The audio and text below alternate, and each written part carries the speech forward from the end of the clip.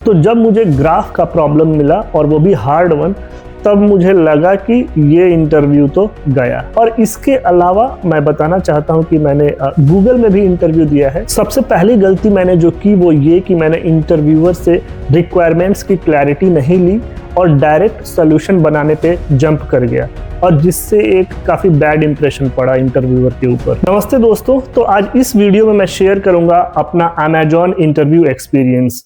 मैं बात करूंगा कि कैसे मैंने अमेजॉन के लिए अप्लाई किया, इंटरव्यू के लिए कैसे प्रिपेयर किया, मेरा इंटरव्यू एक्सपीरियंस कैसा रहा, और मैंने जो हिकअप्स फेस किए, जो मेरी लर्निंग्स रही इंटरव्यू के दौरान, उसके बेसिस पे आपके लिए क्या स्ट्रेटेजी होनी चाहिए। तो जब मैं यूपी गवर्नमेंट में एज अ पीसीएस ऑफिसर काम कर रहा था, तभी मैंने लिंक्डइन के थ्रू अमेजॉन में एचडी रोल के लिए अप्लाई किया।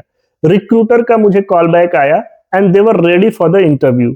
हालांकि मेरे पास एक गैप था सॉफ्टवेयर इंजीनियरिंग के एक्सपीरियंस को लेकर के, लेकिन फिर भी वो अग्री हो गए इंटरव्यू के लिए। लेकिन मेरा जो इंटेल में पहले 5 साल का सॉफ्टवेयर इंजीनियरिंग का एक्सपीरियंस था, उसके कारण रिक्रूटर ने बोला कि HD1 के रोल के लिए मुझे कंसिडर नहीं किया जा सकता, तो मुझे HD2 वाले रोल के लिए ही अप्लाई करना पड़ेगा।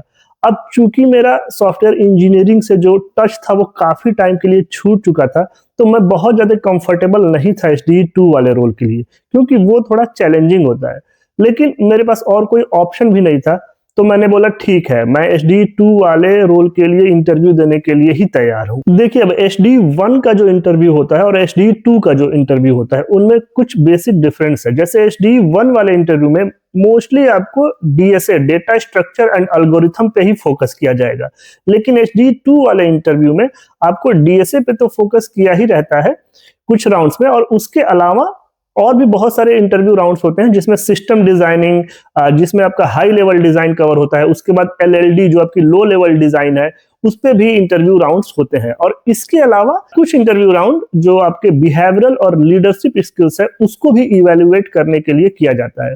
हालांकि ये जो लीडरशिप स्किल्स और बिहेवियरल या फिर मैनेजरियल राउंड है, वो HD1 में भी किया जा सकता है, बट HD2 में इस पे थोड़ा ज्यादा फोकस रहता है। अब बात करते हैं कि मैंने इंटरव्यू राउंड्स के लिए कैसे प्रिपेयर किया। तो सबसे पहले बात करते हैं DSA राउंड के लिए। तो जो डेटा स्ट्रक्चर एंड एल्गोरिथम वाले राउंड्स थे, उनके लिए मैं टोटली डिपेंडेंट था लीड कोड पे। तो सबसे पहले मैं लीड कोड और गीक ऑफ गीक्स जो वेबसाइट है उस पे गया, और रिसेंट जो अमेजॉन के इंटरव्यूज हैं उनको निकाला और फाइंड आउट किया कि किस टाइप के क्वेश्चंस पूछे जाते हैं और किस पर्टिकुलर डोमेन से क्वेश्चन होते हैं। सो बेसिकली जो क्वेश्चंस थे वो सारे ही डोमेन्स से पूछे जाते हैं, like arrays, strings, trees, graphs, dynamic programming, greedy algorithm, DFS, BFS, so all sorts of things were there. अब मैंने क्या किया कि मैंने इन प्रॉब्लम्स को कंपार्टमेंटलाइज किया और लीड कोड पे हर डोमेन से प्रॉब्लम सॉल्व किए, और लगभग मैंने in total 250 to 300 problems solve किए, जो कि आप मेरी लीड कोड प्रोफाइल पे देख भी सकते हैं। देखिए, लीड कोड पे सबसे पहले मैंने इजी क्वेश्चंस को टारगेट किया, क्योंकि पहले मैं थोड़ा अपना कॉन्फिडेंस बूस्ट करना चाहता था और थोड़ा मोमेंटम भी गेन करना चाहता था, क्योंकि बहुत दिनों से मेरा टच छूट चुका था। तो सबसे पहले मैं चाहता था कि इजी क्वेश्चंस को टैकल करके एक बेस बना लिया जाए, और उसके बाद फिर मैं मीडियम क्वेश्चंस पे जंप किया, और मैंने कुछ जो है वो हार्ड डिफिकल्टी वाले प्रॉब्लम्स भी सॉल्व किए। लेकिन इन टोटलिटी मैंने मीडियम वाले प्रॉब्लम्स पे ही ज्यादा फोकस किया। मुझे लगता है कि अराउंड 80 to 85% प्रॉब्लम्स जो मैंने सॉल्व किए लीड कोड पे, वो मीडियम डिफिकल्टी वाले ही थे। फिर इसके बाद मैंने सिस्टम डिजाइन वाले जो राउंड थे, उनके लिए कैसे प्रिपेयर किया। देखिए, सिविल सर्विसेज की जर्नी में आने के बाद मेरा सिस्टम डिजाइन और बेसिकली सॉफ्टवेयर इंजीनियरिंग से टच जो है वो काफी छूट ही चुका था। और इंटेल में भी जब मैं काम कर रहा था एज ए सॉफ्टवेयर इंजीनियर, तो वहां पे भी मैं सिस्टम डिजाइन से रिलेटेड बहुत ज्यादा काम नहीं किया था। तो ये वाला जो राउंड था वो मेरे लिए काफी चैलेंजिंग था, और बहुत ज्यादा टाइम भी नहीं था मेरे पास सिस्टम डिजाइन वाले राउंड्स को लेकर के स्क्रैच से प्रिपरेशन करने का। सो मैंने क्या किया, मैं जस्ट डायरेक्टली यूट्यूब पे गया और कुछ जो सिस्टम डिजाइन के फंडामेंटल प्रॉब्लम्स जो आपको यूट्यूब पे मिल जाएंगे, कुछ जो बेसिक वेदर क्वेश्चंस होते हैं, मैंने उनको पिकअप किया और उनको सॉल्व करने की कोशिश की और एक बेसिक अंडरस्टैंडिंग बनाई just for cracking this Amazon interview. मैंने कुछ भी स्क्रैच से नहीं किया सिस्टम डिजाइन राउंड के लिए, लेकिन हाँ, ये एक राइट स्ट्रेटेजी नहीं है सिस्टम डिजाइन वाले राउंड को टैकल करने के लिए। मेरी स्ट्रेटेजी काफी गलत थी क्योंकि मेरे पास टाइम भी नहीं था और बहुत ही बेसिक एक्सपीरियंस भी नहीं था मेरे पास उस समय। लेकिन मैं आपको आगे बताऊंगा कि हाँ, सिस्टम डिजाइन वाले राउंड को टैकल करने के लिए आपके पास क्या स्ट्रेटेजी होनी चाहिए। बट हाँ, मैं तो सोलेली यूट्यूब वीडियोस पे ही डिपेंडेंट रहा उस टाइम पे। अब अगर लो लेवल डिजाइन राउंड्स की बात की जाए तो जब मैं अमेजॉन में ये वाला जब मेरा इंटरव्यू हो रहा था तो उस समय कोई भी लो लेवल डिजाइन के लिए कोई भी राउंड शेड्यूल नहीं हुआ था, तो मैंने लो लेवल डिजाइन के लिए कोई प्रिपरेशन नहीं की। हालांकि जब एक बार मैं अमेजॉन में सेलेक्ट हो गया तो फिर एक बार जब मुझे अमेजॉन में इंटरनली ही टीम स्विच करनी थी तो उस समय नई टीम में जाने के टाइम पे मुझे लो लेवल डिजाइन का एक और राउंड देना पड़ा था। तब मैंने लो लेवल डिजाइन के लिए कुछ प्रिपरेशन की थी और उसके बारे में मैं आगे बात करूंगा। चलिए अब बात करते हैं कि मेरा इंटरव्यू एक्सपीरियंस कैसा था, कैसा वो पूरा प्रोसेस रहा और मैंने उसमें क्या लर्निंग्स देखी और क्या आउटकम रहा। तो सबसे पहला जो था वो ऑनलाइन कोडिंग असेसमेंट वाला राउंड था जो आपको ऑनलाइन ही देना था। तो उसमें 45 मिनट्स में 2 प्रॉब्लम्स सॉल्व करने थे डीएसए के। सो पहला प्रॉब्लम मैंने सॉल्व कर दिया और उसके सारे टेस्ट केसेस भी पास हो गए विद इन द टाइम, और दूसरा प्रॉब्लम भी सॉल्व कर दिया था लेकिन मुझे अच्छे से याद नहीं, लेकिन उसके सारे टेस्ट केसेस नहीं पास हो पाए थे। तो I think only 80% test cases ही मैं पास करा पाया था दूसरे प्रॉब्लम के। लेकिन उसके बावजूद luckily I think I got the interview call for the next round और ये राउंड मेरा क्लियर हो गया था। अब बात करते हैं कि पहला जो मेरा डीएसए वाला राउंड हुआ वो कैसा था। तो पहले डीएसए वाले राउंड में मुझे 2 प्रॉब्लम्स दिए गए थे। तो पहली जो प्रॉब्लम थी वो एक ग्राफ बेस्ड हार्ड प्रॉब्लम थी।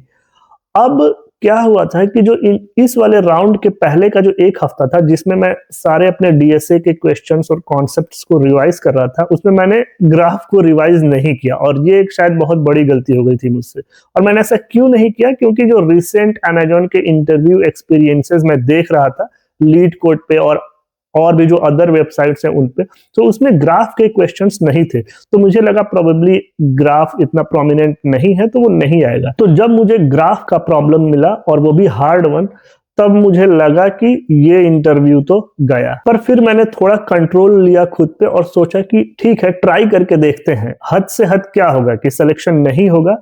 और ग्राफ मैंने पहले पढ़ा तो था ही, बस अच्छे से रिवाइज नहीं किया था तो थोड़ा थोड़ा भूल गया था, बट ग्लिम्सेस तो थे ही उस पर्टिकुलर ग्राफ बेस्ड कॉन्सेप्ट के। तो ठीक है, मैंने उसको ट्राई किया, थोड़ा दिमाग लगाया और इवेंचुअली समहाउ वो क्वेश्चंस मुझसे सॉल्व हो गया। I was able to figure out the best solution for that problem. अब वो प्रॉब्लम मैं यहाँ पे पब्लिक फोरम पे शेयर नहीं कर सकता, बट हाँ, it was a hard graph based problem. उसके बाद मैंने उसका कोड भी लिखा, वो भी करेक्ट था। और जो नेक्स्ट प्रॉब्लम इंटरव्यूअर ने मुझे दिया वो एक इजी टू मीडियम लेवल का प्रॉब्लम था, तो वो मैंने क्विकली सॉल्व कर दिया और उसका कोड भी लिख दिया। अब इस इंटरव्यू राउंड के बाद मैं कॉन्फिडेंट था ठीक ठाक कि हाँ, ये राउंड मेरा ठीक हो गया है और अगले राउंड के लिए मुझे कॉल आ ही जाएगी। मेरा जो नेक्स्ट राउंड हुआ वो बिहेवियरल और मैनेजरियल राउंड था। वो बेसिकली एक सीनियर मैनेजर ने लिया और इसमें बेसिकली जो कैंडिडेट के लीडरशिप स्किल्स को इवेल्युएट करते हैं वो on the basis of Amazon के लीडरशिप प्रिंसिपल्स। सो अमेजॉन में कुछ इंटरनली डिफाइंड लीडरशिप प्रिंसिपल्स हैं, उनके बेसिस पे आपको इवेल्युएट किया जाता है। तो उन्होंने कुछ क्वेश्चंस पूछे, लाइक मैंने किस किस टाइप के प्रोजेक्ट्स पे काम किया है, किस किस टेक्नोलॉजी के साथ काम किया है। कुछ उन्होंने सिचुएशनल क्वेश्चंस भी पूछे कि क्या कभी कोई ऐसी सिचुएशन आई है कि आपके और आपके टीम के बीच में किसी सॉल्यूशन को लेकर के कॉन्फ्लिक्ट हुआ हो और फिर आपने उस कॉन्फ्लिक्ट को कैसे रिजॉल्व किया, क्या आउटकम रहा। दूसरे टाइप के क्वेश्चंस थे कि क्या आपने अपने किसी डिजाइन या इम्प्लीमेंटेशन को लेकर के किसी सीनियर इंजीनियर को कन्विंस किया है कि आपका डिजाइन या फिर आपकी अंडरस्टैंडिंग जो है वो करेक्ट है, अगर हाँ तो कैसे। सो इस टाइप के क्वेश्चंस थे जहां आपको अपने रियल लाइफ एक्सपीरियंसेस के बेसिस पे आंसर्स देना था और जस्टिफाई करना था कि हाँ, आपने कब, क्यों और कहां किस प्रकार के डिसीजन लिए। अब मैं इस टाइप के क्वेश्चंस के लिए वेल प्रिपेयर्ड नहीं था, क्योंकि मुझे नहीं लगा था कि वो ऐसे रियल लाइफ एग्जांपल्स मांगेंगे कि आपने अपनी प्रीवियस कॉर्पोरेट एक्सपीरियंस से उठा करके कोई एग्जांपल दीजिए। तो अब मैं इसके लिए रेडी नहीं था, तो वहां पे थोड़ा मुझे स्ट्रगल करना पड़ा कि हाँ, जो मैं इंटर में 5 साल तक के लिए काम किया था उसमें से कुछ ऐसे इंसिडेंट्स मैं रिकॉल कर पाऊं। तो मैंने डेफिनेटली इंटरव्यूअर से थोड़ा टाइम मांगा कि हाँ, मुझे ऐसे इंसिडेंट्स रिकॉल करने दीजिए। तो ठीक है, somehow I could recall some of those incidents from my past experiences which were able to show my leadership skills there। लेकिन हाँ, अगर मैं पहले से वेल प्रिपेयर्ड रहता तो शायद ये राउंड मेरे लिए थोड़ा और इजी हो जाता। बट इवेंचुअली ये राउंड अच्छा गया और मुझे लगा कि हाँ, इस राउंड के बाद भी मुझे कॉल आ ही जाएगी। मेरा जो नेक्स्ट राउंड था वो बेसिकली सिस्टम डिजाइन वाला राउंड था। एग्जैक्ट क्वेश्चन मुझे याद नहीं है सही से, लेकिन वो सिस्टम डिजाइन वाला क्वेश्चन कुछ नेटवर्किंग डोमेन से था, like handling heavy traffic with a given number of ports and too many concurrent connections, कुछ इस डोमेन में वो क्वेश्चन था।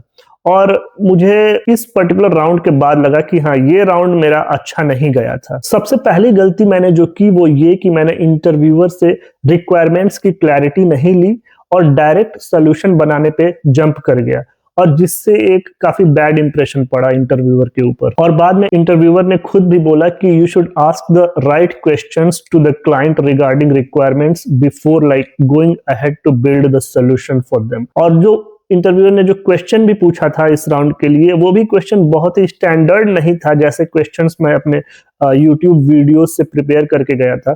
सो काफी स्ट्रगल करना पड़ा मुझे उस क्वेश्चंस को अप्रोच करने के लिए, और जो मैंने सोल्यूशन भी दिया मैं खुद उससे सेटिस्फाइड नहीं था। इसके बाद इंटरव्यूअर ने कुछ बिहेवियरल क्वेश्चंस भी पूछे, वो ठीक ठीक गए, लेकिन हाँ, टोटली इस राउंड से मैं बहुत ज्यादा सेटिस्फाइड नहीं था। मुझे लग रहा था कि हाँ, ये उतना अच्छा नहीं गया, लेकिन somehow like I got the interview call for the next round, और ये राउंड भी मेरा ऑलमोस्ट मुझे लगा कि ठीक है, फिर क्लियर हो गया है। अब इसके बाद जो मेरा नेक्स्ट राउंड था वो था बार रेजर राउंड। ये मेरा 4th राउंड था।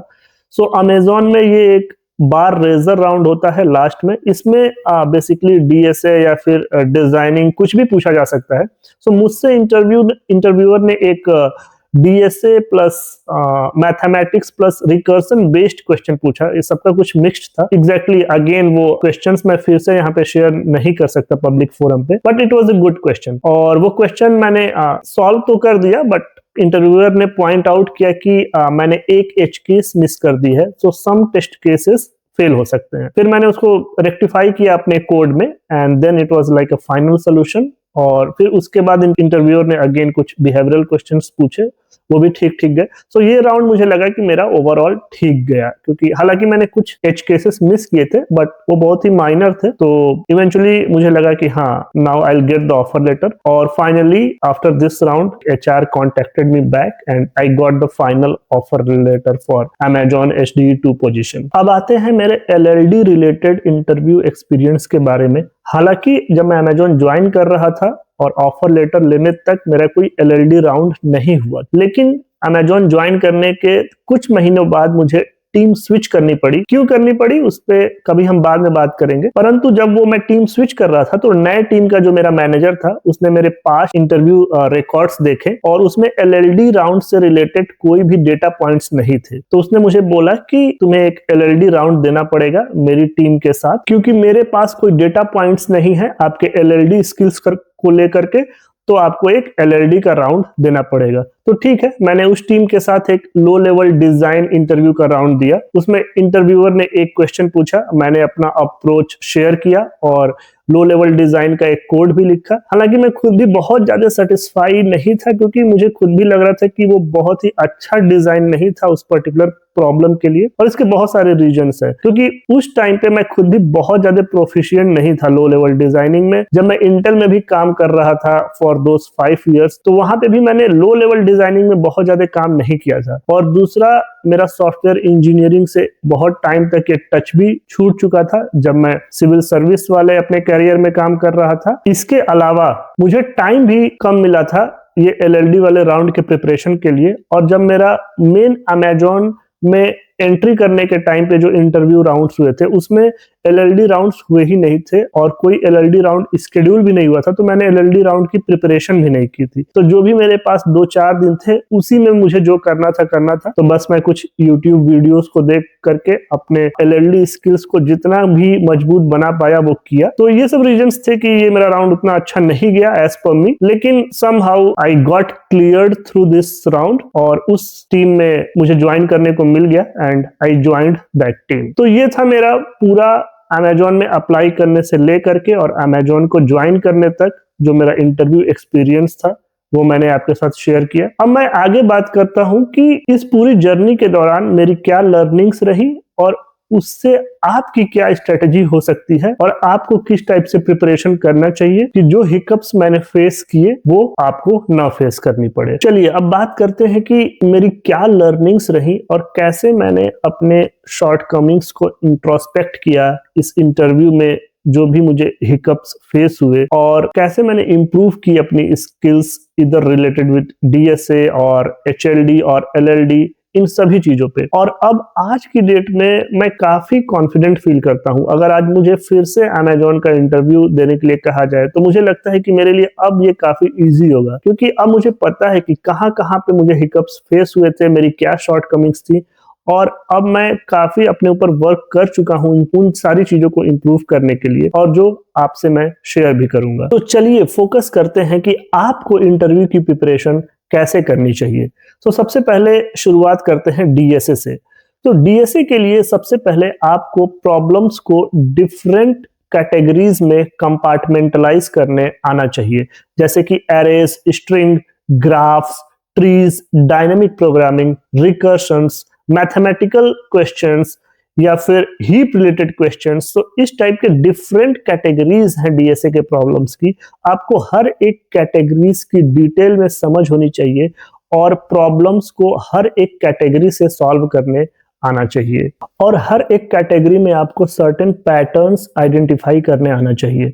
जब आप ज्यादा प्रॉब्लम सॉल्व करेंगे तो ये आपको नेचुरली समझ में आने लगेगा कि कौन सा प्रॉब्लम किस कैटेगरी या फिर किस पैटर्न के थ्रू सॉल्व हो सकता है। स्टार्टिंग में ये चीजें नेचुरली नहीं आएंगी आपको, इसके लिए आपको काफी टाइम और प्रैक्टिस डिवोट करना पड़ेगा। जैसे ये एक प्रॉब्लम है cocoa eating bananas.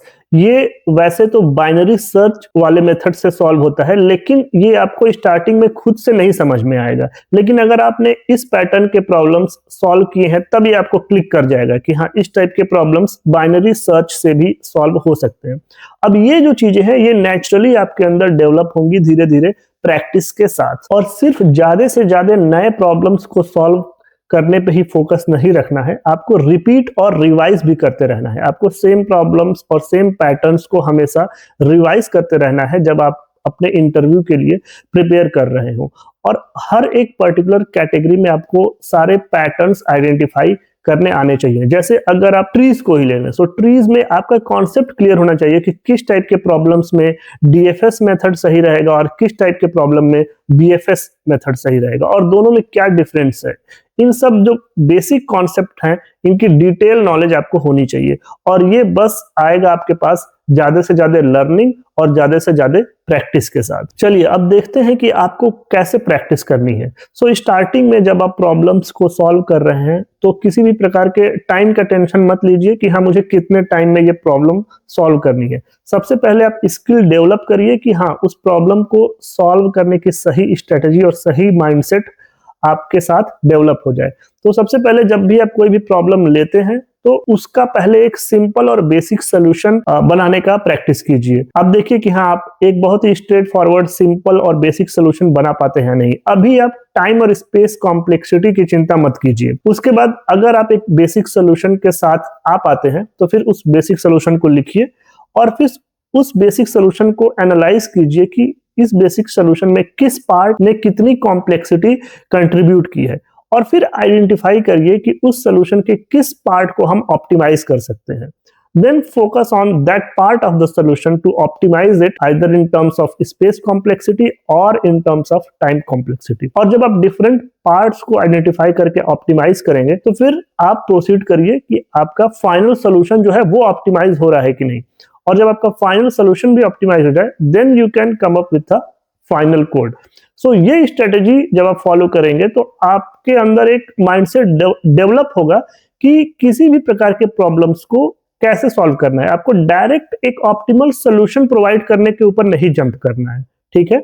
You have to come up with a solution, then iterate over it, optimize it and then provide a final solution. और जब आपके साथ एक बेसिक कंफर्ट डेवलप हो जाए प्रॉब्लम्स का सोल्यूशन को लेकर के, तब आप अपनी टाइम बाउंड प्रैक्टिस को शुरू कीजिए कि हाँ, इतने टाइम में मुझे ये प्रॉब्लम सॉल्व करनी है। और हाँ, इंटरव्यू के दौरान में भी आपको यही स्ट्रेटजी रखनी है। जैसे ही इंटरव्यूअर आपको प्रॉब्लम देता है तो आप डायरेक्टली ऑप्टिमल प्रॉब्लम के बारे में नहीं सोचिए। सबसे पहले आप ट्राई करिए कि आप बेसिक सिंपल सोल्यूशन प्रोवाइड कर सकते हैं कि नहीं।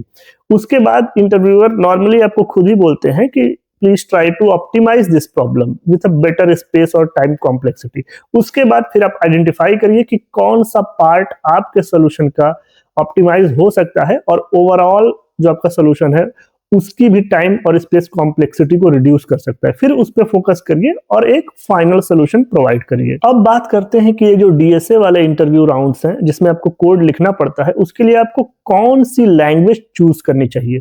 देखिए, जब मैं अमेजोन का इंटरव्यू दे रहा था तब मुझे जावा, सी और सी प्लस प्लस ये 3 लैंग्वेज आती थी अच्छे से, तो मैंने जावा चूज की। लेकिन मेरा ये मानना है और मेरा ये एक्सपीरियंस भी है कि जावा काफी एक वर्बोज लैंग्वेज है और इंटरव्यू में आप चाहते हैं कि देखिए टाइम बाउंड रहता है सब कुछ वहां पे, सो आपको उतने ही टाइम में सब कुछ करना है। तो आप नहीं चाहते कि आप कोई ऐसी वर्बोज लैंग्वेज चूज करें जिसमें कोड लिखने में आपका ज्यादा से ज्यादा टाइम जाया हो। तो Java is not a recommended language for such kind of time bound interviews। और इसके लिए मुझे लगता है कि Python जो है वो अच्छी लैंग्वेज है, क्योंकि Python में उतना ही कोड आप काफी कम लाइन ऑफ कोड्स में लिख सकते हैं जितना Java में आप लिखेंगे। तो अगर आपको Python आती है या फिर थोड़ा बहुत भी आप पाइथन में कंफर्टेबल है तो आप पाइथन पे काम करिए और अपने कोडिंग इंटरव्यूज आप पाइथन में ही लिखिए। लेकिन मैं ये नहीं कहूंगा कि अगर आपको पाइथन नहीं आती है तो आप बहुत सारा टाइम अपना पाइथन को सीखने में डिवोट कर दें या फिर किसी ऐसी लैंग्वेज को सीखने में डिवोट कर दें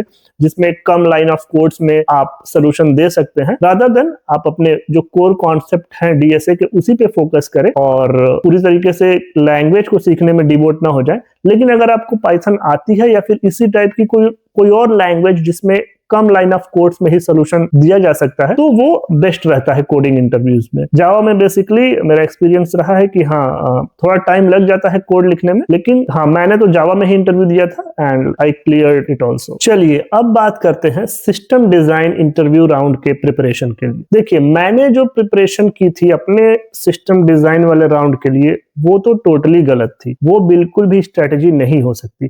बाद में मैंने ये रियलाइज किया कि हाँ, कैसे आप अपनी सिस्टम डिजाइनिंग स्किल्स को इंप्रूव कर सकते हैं और सिस्टम डिजाइन जैसे इंटरव्यू राउंड में अच्छा परफॉर्म कर सकते हैं। तो उसके लिए सबसे पहले आपको जो सिस्टम के डिफरेंट कंपोनेंट्स हैं उनको इंडिविजुअलिटी में भी समझना आना चाहिए और कैसे वो एक दूसरे से इंटरेक्ट करते हैं, कैसे प्लग इन होते हैं वो एक दूसरे के साथ, ये भी समझ में आना चाहिए। और सिस्टम डिजाइन राउंड के लिए आपको CAP theorem, distributed database, application servers, message queues, content delivery networks, file storage system, different kind of micro service architecture, different type of API gateways, इन सभी चीजों का डिटेल में नॉलेज होना और कैसे ये सारे सिस्टम्स एक दूसरे से इंटरेक्ट करते हैं और कैसे इन सभी कॉन्सेप्ट्स का यूज हम एक रिलायबल, एफिशिएंट और हाईली अवेलेबल सिस्टम बनाने में कर सकते हैं, इन सभी की डिटेल नॉलेज आपको होनी चाहिए। अब देखिए, अमेजोन में ज्वाइन करने के बाद मैंने अपनी सिस्टम डिजाइनिंग स्किल्स को इंप्रूव करने के लिए जो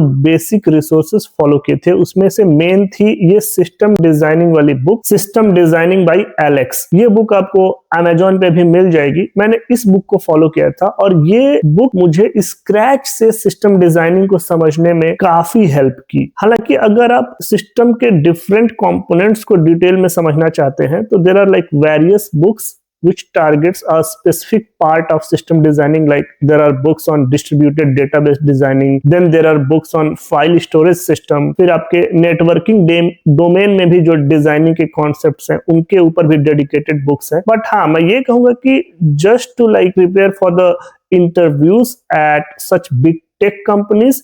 ये जो बुक है सिस्टम डिजाइन बाय एलेक्स, ये सफिशिएंट है और इसने मुझे भी काफी हेल्प की अपने सिस्टम डिजाइनिंग कॉन्सेप्ट्स को स्ट्रांग बनाने के लिए फ्रॉम स्क्रैच। अब बात करते हैं how to approach system design interview round. So सबसे पहली बात जो मैं बोलूंगा सिस्टम डिजाइन राउंड के लिए वो ये कि आप रिक्वायरमेंट्स पे फोकस करो। आप अपने इंटरव्यूअर के साथ मिलके सबसे पहले जो सिस्टम की रिक्वायरमेंट्स हैं, बेसिकली जो कस्टमर या क्लाइंट के एक्सपेक्टेशंस हैं, उसको फाइनलाइज करो। इसके लिए आपको कुछ जरूरी क्वेश्चंस पूछने होंगे अपने इंटरव्यूअर को। वो क्वेश्चंस हो सकते हैं जैसे एक्सपेक्टेड क्यूपीएस कितना है, क्यूपीएस मींस क्वेरी पर सेकंड, डेटा साइज कितना हैंडल करना है, रियल टाइम सिस्टम है या फिर इवेंचुअल कंसिस्टेंसी चलेगी, फॉल्ट टॉलरेंस, हाई अवेलेबिलिटी या फिर लेटेंसी टॉलरेंस कितना हम एक्सपेक्ट कर सकते हैं। इन सभी क्वेश्चंस को इंटरव्यूअर के साथ मिलके फाइनलाइज कर लेना चाहिए और ये क्वेश्चंस के आंसर्स फाइनलाइज होने के बाद आपको एक सही अप्रोच करने का मौका मिलता है उस पर्टिकुलर सिस्टम डिजाइन के क्वेश्चन को, और यहीं से आपका जो अप्रोच का डायरेक्शन है वो क्लियर हो जाता है और इंटरव्यूअर भी देखता है कि आप इन सारे रिक्वायरमेंट्स को कैसे हैंडल करते हो। सो सबसे पहले आप रिक्वायरमेंट गैदरिंग पे फोकस करो, डायरेक्ट सिस्टम डिजाइनिंग वाले क्वेश्चंस का सॉल्यूशन बनाने पे जंप मत कर जाओ। देखिए सिस्टम डिजाइन इंटरव्यू राउंड में एक बात बहुत ही इंपॉर्टेंट है कि यहाँ पे कोई भी एक सिंगल करेक्ट या फिर ऑप्टिमल सॉल्यूशन नहीं हो सकता। कोई भी सिस्टम जो है वो 45 मिनट्स में डिजाइन नहीं किया जा सकता। ओके, जैसे कि आपका जो इंटरव्यू राउंड होता है वो बेसिकली 45 मिनट्स टू 60 मिनट्स ही होता है। उतने टाइम में it's not possible to design a optimal and best solution for a system designing question. Real time में सिस्टम्स डिजाइन करने के लिए हफ्तों और महीनों भी लग जाते हैं। तो यहाँ पे इंटरव्यूअर बस इस बात पे फोकस करता है कि आपने प्रॉब्लम को समझा है या नहीं, आपने रिक्वायरमेंट गैदरिंग अच्छे से की या नहीं, आपने जो सिस्टम्स के बेसिक चोक पॉइंट्स हैं उनको आइडेंटिफाई किया या नहीं, आपने एक बेसिक वर्केबल सॉल्यूशन दिया या नहीं। वो आपसे बहुत कोई हाई फाई सॉल्यूशन का एक्सपेक्टेशन नहीं रखता है। इंटरव्यूअर ये चेक करता है कि जो भी डिजाइन चॉइसेस आप ले रहे हो, जैसे कि कौन सा डेटाबेस यूज करना है, आपने रिलेशनल डेटाबेस यूज कर लिया NoSQL की जगह, या फिर कौन सा एप्लीकेशन सर्वर आप चूज कर रहे हो, या फिर आप कैशिंग यूज कर रहे हो या नहीं कर रहे हो, किस पॉइंट पे यूज कर रहे हो। तो ये सभी जो डिजाइन चॉइसेस आप ले रहे हो उसके पीछे आपका लॉजिक क्या है, आप अपने चॉइसेस को डिफेंड कर पा रहे हो या नहीं, बस इंटरव्यूअर ये देखता है, जिससे आपकी बेसिक जो अंडरस्टैंडिंग है सिस्टम्स के डिफरेंट कंपोनेंट्स को लेकर के और वो कैसे एक दूसरे से इंटरैक्ट करते हैं उसकी क्लैरिटी चेक की जाती है। So this system design interview round is all about checking whether you understand the complexities of real world systems or not, and how do you approach those problems, and how do you defend your choices of making certain decisions। अब बात करते हैं कि लो level design वाले rounds को कैसे tackle करना है। सो LLD राउंड्स के लिए सबसे पहले तो आपको जो सॉलिड कॉन्सेप्ट है, जो सॉलिड प्रिंसिपल्स है LLD का, उस पर बहुत ही अच्छी कमांड होनी चाहिए, क्योंकि ये LLD का फाउंडेशन है। इसके बिना आप LLD सीख ही नहीं सकते और सिर्फ रीड करने से काम नहीं चलेगा।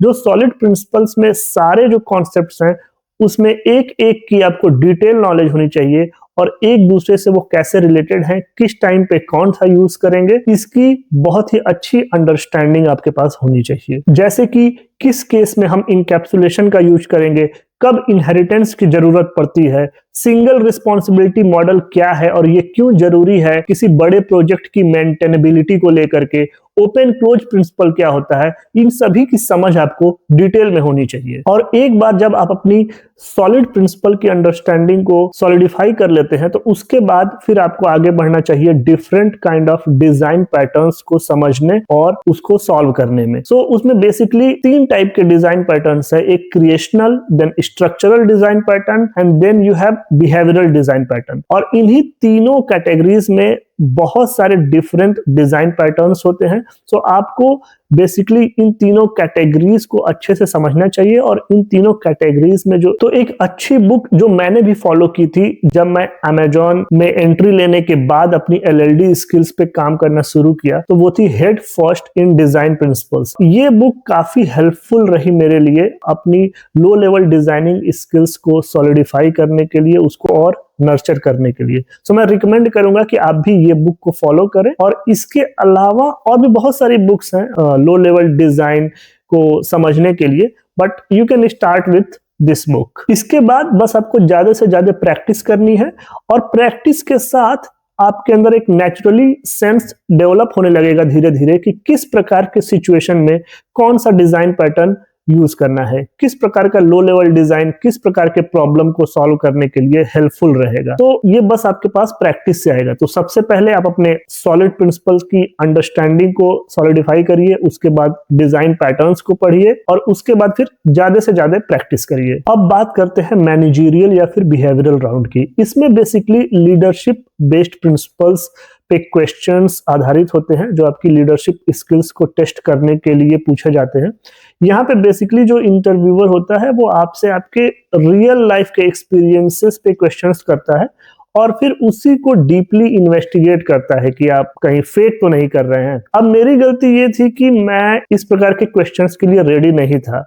अगर मुझे पहले से पता रहा होता कि इस प्रकार के क्वेश्चंस हैं तो मैं कुछ अपने रियल लाइफ इंसिडेंट्स को कैप्चर करके रखता पहले से, और उस पर अच्छी प्रिपरेशन करता कि हाँ इस पर्टिकुलर सिचुएशन में मैंने अगर ये डिसीजन लिया तो वो क्यों लिया, मैं अपने चॉइसेस को और अच्छे से डिफेंड कर पाता इंटरव्यू में। मगर आप ये गलती मत करना, पहले से रियल लाइफ एग्जांपल्स रेडी रखिए, कुछ सिचुएशंस आपके पास्ट एक्सपीरियंसेस से जहां पे आपने कोई टफ डिसीजन लिया हो, आपने कोई प्रोजेक्ट या फिर कोई टीम को अनब्लॉक किया हो, खुद से कोई प्रॉब्लम आइडेंटिफाई करके अच्छा सोल्यूशन दिया हो, टीम वर्क या ओनरशिप दिखाई हो, और बहुत सारे लीडरशिप प्रिंसिपल्स जैसे bias for action, customer obsession, insisting on high standards, ये सब जहां भी आपके काम में रिफ्लेक्ट हुआ हो, इन सब एग्जांपल्स के साथ आपको रेडी रहना चाहिए। फेक स्टोरीज बनाने की जरूरत नहीं है, बस आपके जो रियल लाइफ एक्सपीरियंसेस हैं जो आपके साथ हुआ है उसको क्लियरली और कॉन्फिडेंटली प्रेजेंट करिए। अगर आप ऐसे एग्जांपल्स के साथ रेडी रहते हैं तो ये इंटरव्यू राउंड आपके लिए काफी इजी हो जाएगा। तो ये था मेरा अमेजॉन का interview experience, starting from DSA to low level design to high level design to behavioural and managerial rounds. अगर इनमें से किसी भी पार्ट में आपको डिटेल चाहिए या फिर कोई भी स्पेसिफिक क्वेश्चन हो तो आप प्लीज कमेंट्स में लिखिए, मैं उस पर एक डेडिकेटेड वीडियो लेकर आऊंगा। और इसके अलावा मैं बताना चाहता हूं कि मैंने गूगल में भी इंटरव्यू दिया है, but it was not that I was rejected, but कुछ कारणों की वजह से मुझे बीच में ही वो इंटरव्यू छोड़ना पड़ा। उस पर हम बाद में कभी डिस्कस करेंगे। अगर आप चाहते हैं कि हाँ मैं वो एक्सपीरियंस भी आपके साथ शेयर करूं कि मेरा गूगल का इंटरव्यू कैसा रहा, तो बिल्कुल आप कमेंट में लिखिए, मैं उस पर भी आपके सामने एक अच्छी वीडियो लेकर आऊंगा। धन्यवाद।